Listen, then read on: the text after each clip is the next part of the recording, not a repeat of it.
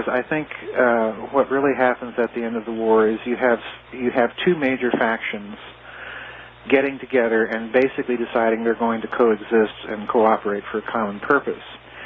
But, the closer that they get to their goal, ultimately, human nature being what it is, they will ultimately call an end to that détente, and one or the other of these various factions is going to try and become the dominant one. Yeah. So, it's to me, it's a program that ultimately is going to fail because of just the inherent problems within it.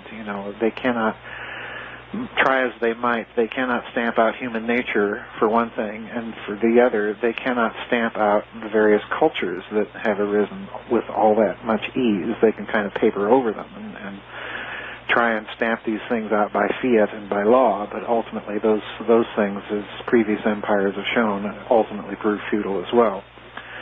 So, I take issue because I think what we're looking at now in the last decade or so is the gradual breaking down of that post-war détente, as I like to call it, and these factions are increasingly showing signs that they're battling each other quietly and surreptitiously under the surface. What you have at the top is basically a agreed upon goal and a basically agreed upon method. The goal is world domination, to make a kind of world government that it basically is a kind of world company, and then thereby to circumvent all the political safeguards that various nations have for the rights and well-being of their people. Okay, because in a corporate situation, you're simply an employee, a wage slave. Yeah. So you don't have to be concerned about rights and so on and so forth. So I think that's the ultimate goal. And they're agreed upon the basic method, and the method is simply to so intertwine national economies into private hands, especially the money and credit-creating power, that they can, with patience and enough time, eventually put themselves into that position. Okay, that's what they're all agreed upon. But by the nature of the case, you are dealing with areas of the world that have different resources, that have different cultures, and therefore styles and mechanisms and methods of exchange. You have different needs that those cultures perforce inevitably place on you, and so on and so forth. Right. So as a result of that, any factions coming to the table, to this global conspirators' table, with their own sort of national or regional interests in play, are going inevitably to create conflicts with other factions. This is my point. And after World War II, you had essentially two major factions that came to that conspirators' table. You had the Europeans, you had the North Americans.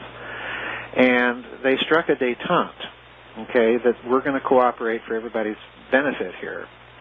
And the big threat, of course, that they were cooperating for was precisely the Soviet Union, that was not a part of this, a part of this game.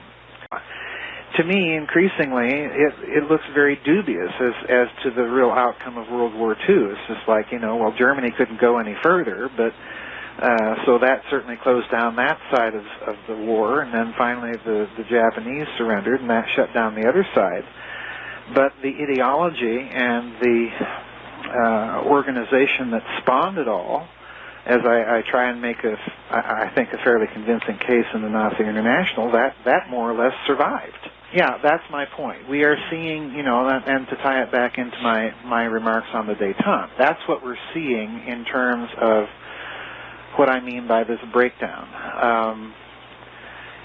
Granted, you have fascists at the top, but there are North American fascists and European fascists, and the struggle now is for who is going to be the dominant player, so to speak. What we're seeing now is just evil beyond anything, and I don't think we've seen the end of it, unfortunately. Yes, it has been going on for thousands of years. Why is it that the people never catch on? Well, the problem is always that at least in this country and Canada to a lesser extent, we have been so taught from the day that we first enter elementary school to, the present, that any idea of a conspiracy of anything, it's hard enough to sell people on just JFK. Yeah. But, to reach out and encompass other matters, the assassination of President Lincoln, the collapse of the Bank of Credit and Commerce International back in the late 80s and so on, to get them to think beyond what they're told on TV and to question.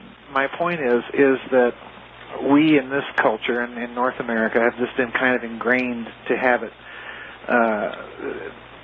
to have the idea that, conspiracies of this magnitude are impossible to pull off, and they never happen, it's just a bunch of hokum. Well, part of it, is people are, for the most part, they also just simply want their security. Even if they are inclined to believe things, then they don't want to do anything about it, So they better not look because they might have to. That's the problem. So in this country, what we have is not only the quote-unquote two political parties with their, district and local leaders and so on and so forth, but more importantly, you have all these foundations and study groups, the Council on Foreign Relations and the Trilateral Group and all these Rockefeller cabals and so on and so forth. Well, essentially, if you look at some of their structure, they kind of overlap in some instances. But if you look at some of their structures, they do have these weirdly parallel bureaucracies, so that people flow in and out of the private sector in this country. And to me, this is part of the other reason that people in this country are. It's not that they don't believe these things; it's just they're so cynical they don't know what to do about it. And you can't really blame them. But behind the scenes, you have all of these conversations between Joseph Stalin and Harry Hopkins and Churchill and Truman taking place, and even these as I reduplicate in the book, these communications between Truman and Justice Jackson, to investigate the existence of Martin Bormann in South America, through the FBI.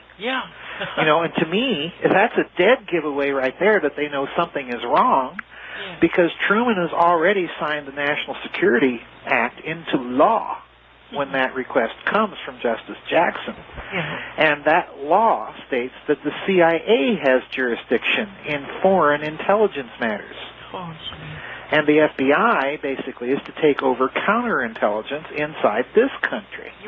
Right? Yeah. So why does Truman decide, okay, this is a good idea, we'll have the FBI look into it? It's like he knows he can't trust the CIA. Why? Because Dulles struck that deal with the Nazi general, to make the Soviet desk essentially nothing but a front for a house of Nazi spies.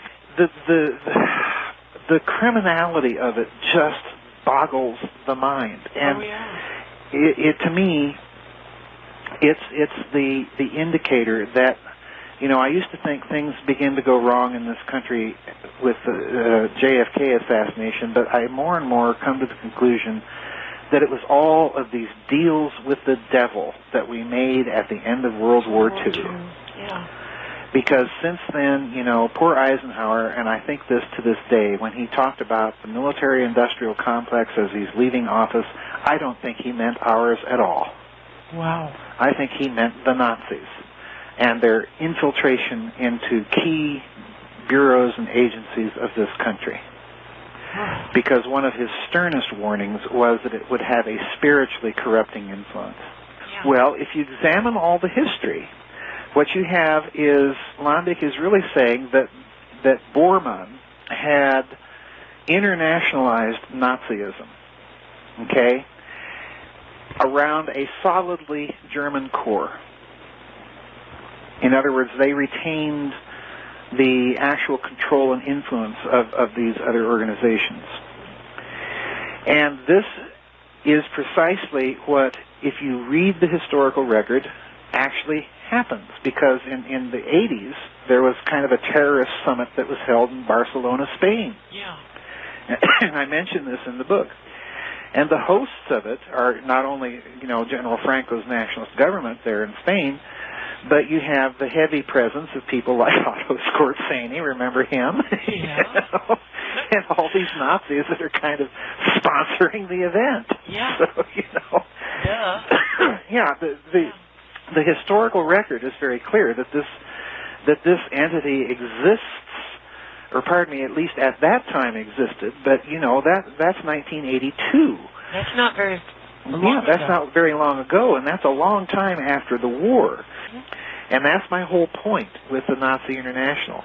It's not only possible, but you have an organization that is so well organized that it can pull off this thermonuclear research project right under Juan Perón's nose in the middle of nowhere in Argentina, and then close it down with equal impunity when he blows the whistle on it.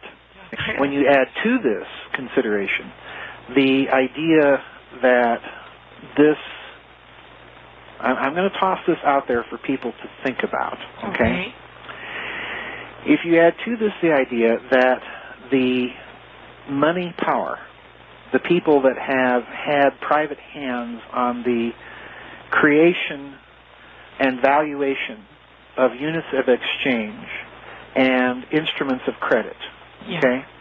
If you add to what I just told you, the idea that money power has been more or less a continuous and uninterrupted power throughout history, from those ancient times till modern ones, then you've got a huge story. Wow. This is why you see the struggle in the Middle Ages between those groups that do have that monopoly power and the crowned heads of Europe. Because what are the crowned heads of Europe always found sponsoring? I get into this in the Philosopher's Stone. They're found sponsoring alchemy. Oh, yes. Okay? Transmutation. Yeah. Why are they the ones doing this? Now, this is a huge, huge thing that I'm suggesting. But the suggestion is made by the story and the question that you raise yourself. By raising the Tower of Babel and drawing the parallel to the modern period, you see the connection instantly. Oh, definitely, yes. And they're at two such removed poles in history. Yeah. So,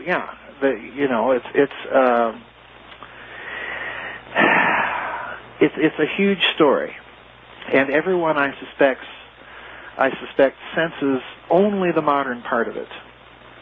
But there's a medieval part and there's a classical part. There is the other side of this story. If you take those Middle Eastern texts seriously, and this is part of that component of Nazi belief that is so peculiar, okay, to bring it to modern times and to make it relevant here.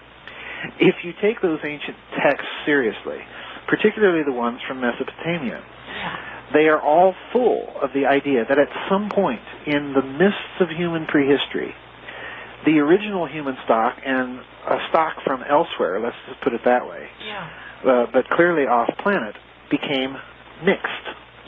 They were intermingled. So, this is the other nasty little part of this story that you have, of all people, the Germans picking up on in the late 19th and early 20th centuries, and then it enters the mythology of the Nazi Party through the Thule-Gesellschaft, which, is a signal component of some of their belief. That's the worst thing. The devil, I forget who it was, I think it was John Donne. The devil is a proud spirit and cannot bear to be mocked. The worst thing you can do to these people is laugh at them and shun them, because that's what they are. They are nothing but a criminal parasite class. They may be perfectly legal, but that, to my mind, legality being what it is these days, that's not much of a. That's not saying much. That's not saying much. No. So and I feel nothing but pity for them. But, you see these people and the heaviness that they carry with them. I mean, my word, look at Henry Kissinger. And ultimately, he can't take any of it with him. That's right. So it's all in vain in a certain sense, because they have done nothing to improve the common lot of humanity. Yeah. This is the crime ultimately that I think is in play here. If you want to talk spirituality, that's it. Yes. Because they don't have a compassion. Well, precisely. They don't have humanity. Yeah. It's all their group study projects and position papers and this and that and the other, and they are so consumed with it that this is all they know. Yeah. And imagine not being able to really enjoy the beauty of the world or the joy of doing something kind and decent for right. or for your neighbor.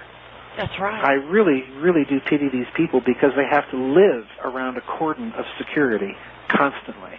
They are in prisons of an unbelievable making. And one of the biggest things for me in that book was to cover the German reunification and tell the story about it that most people, especially in North America, haven't heard. Right. And I warn people, I'm not trying to paint the Germans out as these bad and evil people. That's not my point. It's not the people. It's not the people. It's the people orchestrating the events that led to the reunification. That's a whole different group.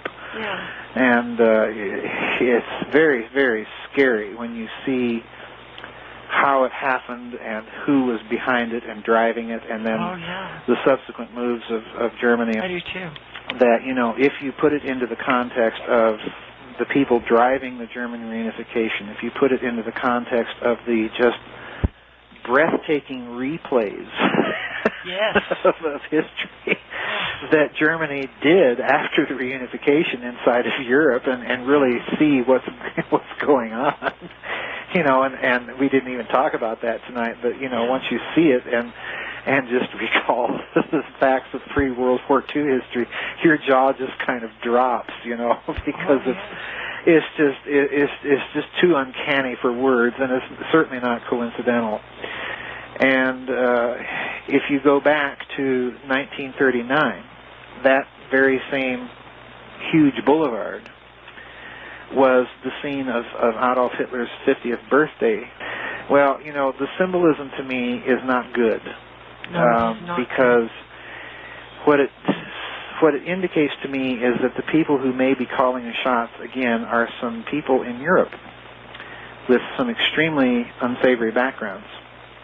And again, to me, it's a little indicator that factional infighting, imagine a president-elect having to go there, of all places, to win popularity. Why not Moscow? Why not, which would be a more or China, which are the logical places. Why does he have to be vetted there?